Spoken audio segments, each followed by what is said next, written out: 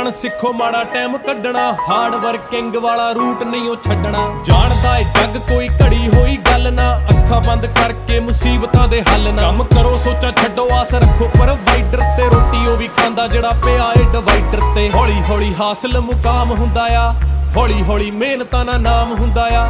ਪਹਿਲਾਂ ਪਹਿਲਾਂ ਹਰ ਬੰਦਾ ਆਮ ਹੁੰਦਾ ਆ, ਦੁਨੀਆਦਾਰੀ ਚੋਂ ਜੋ ਤਰਾਸ਼ ਬਣਦੇ, ਆਪਣੇ ਤੇ ਰੱਖ ਵਿਸ਼ਵਾਸ ਬਣਦੇ। ਹੋਏ ਆਮ ਜਿਹੇ ਮੁੰਡੇ ਵੀ ਨੇ ਖਾਸ ਬਣਦੇ, ਆਮ ਜਿਹੇ ਮੁੰਡੇ ਵੀ ਨੇ ਖਾਸ ਬਣਦੇ। ਅਸੀਂ ਆਮ ਜਿਹੇ ਮੁੰਡੇ ਹੀ ਜੋ ਖਾਸ ਬਣਦੇ, ਅਸੀਂ ਆਮ ਜਿਹੇ ਮੁੰਡੇ ਹੀ ਜੋ बस ऐसा ही वाहेगुरु सुख रखे, मारा काम बोले मुनाम चुप रखे।